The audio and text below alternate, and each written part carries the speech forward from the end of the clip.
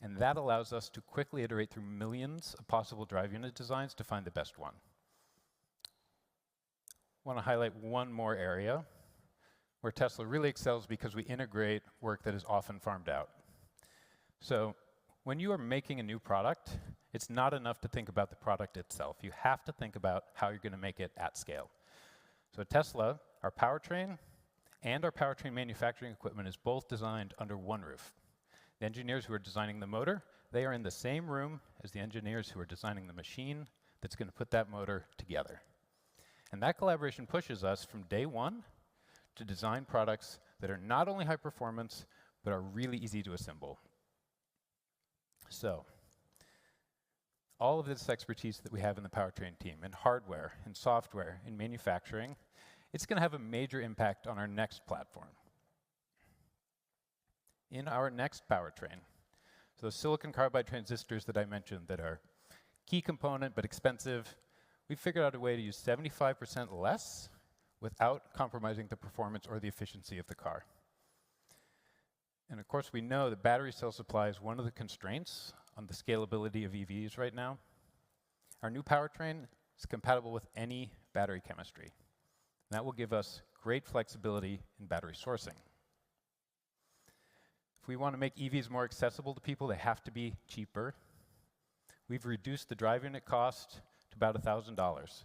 And we don't think any other automaker is even close to that number. Finally, the bigger a factory is, the longer it takes to build. If we can build the same number of cars from a smaller factory, we are going to be able to scale EV production faster.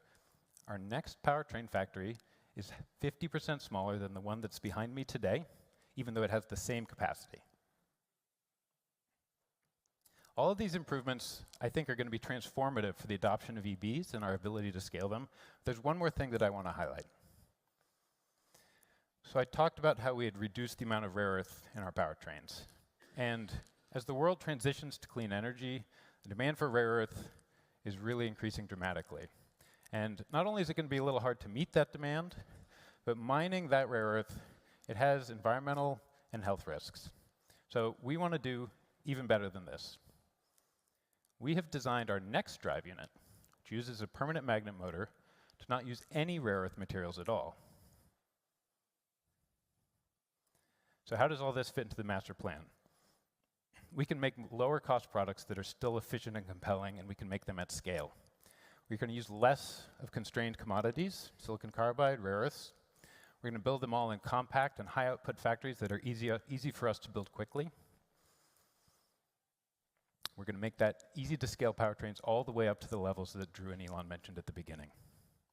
And this achievement, like all of the achievements that I mentioned today, it's only possible because of the incredible people on our powertrain teams. They are absolutely committed to the cause of sustainable energy, and that is why we can do what no other company can do.